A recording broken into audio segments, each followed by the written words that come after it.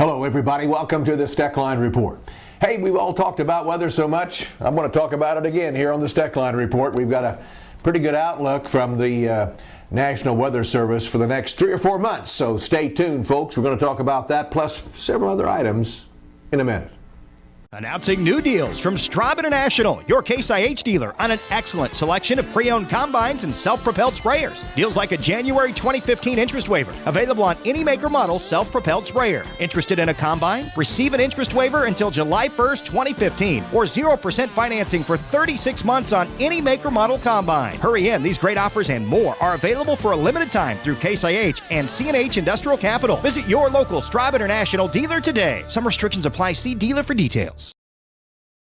My grandfather came across the plains from Missouri in the 1860s and ran a hotel and stage stop here with livery stable, and it's been in the family ever since. We run probably about 100 cows here and 250 over at the other ranch. I'm sure there are other banks we could have dealt with, but they've been so friendly and know what the ups and downs are in the business. American Ag Credit is like a family for us for financial help. Well, in the outlook for June, the weather department over at USDA says that we look for below normal temperatures across the northern plains and upper Midwest, eastward across much of the eastern Corn Belt. Above normal temperatures are expected across the heart of the hard red winter wheat belt. And it looks like the area that stretches southward includes the western Corn Belt, much of the eastern Corn Belt, and Kansas, friends, for a broad area of above normal precipitation in the month of June. But then it changes. July, August, September, I don't know if it's El Nino or what it is, it changes considerably. Below normal temps across the Dakotas, Minnesota, much of Iowa and northern Illinois, while above normal temperatures are expected along the west and the east coast as well as the southern tier of states.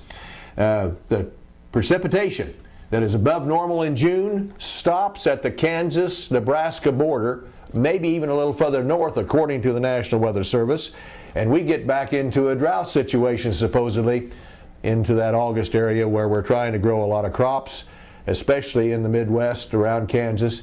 I got to tell you, we might be burning up, but this is really a guess. Kind of like going to Las Vegas. In the meantime, I've been telling you a little bit about when you get higher prices for livestock or grain. Boy, don't the folks across the world jump onto that bandwagon to try to make some money. Brazil is a case in point. Japan's a case in point.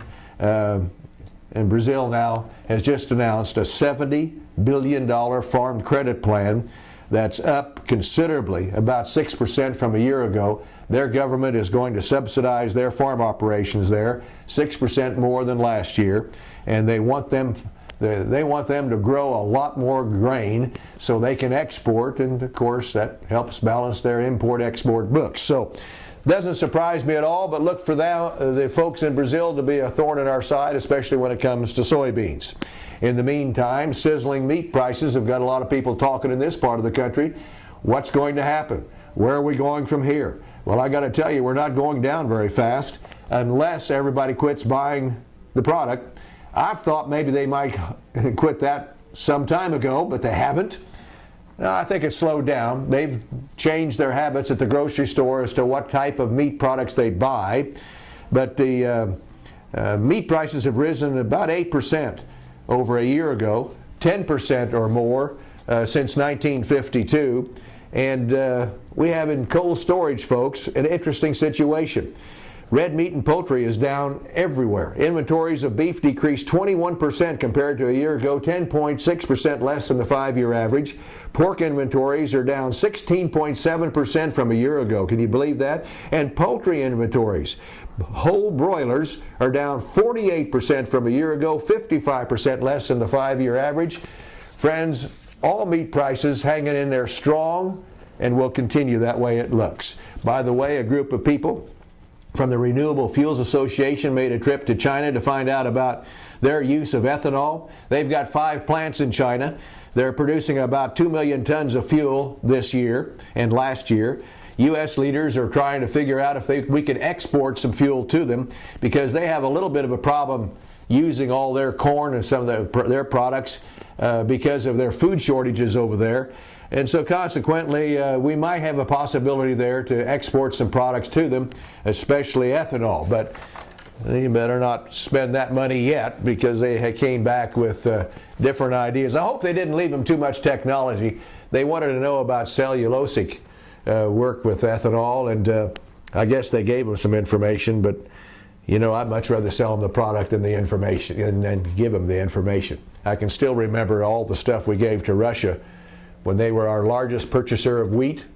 Now they're our largest competitor because of what we've taught them.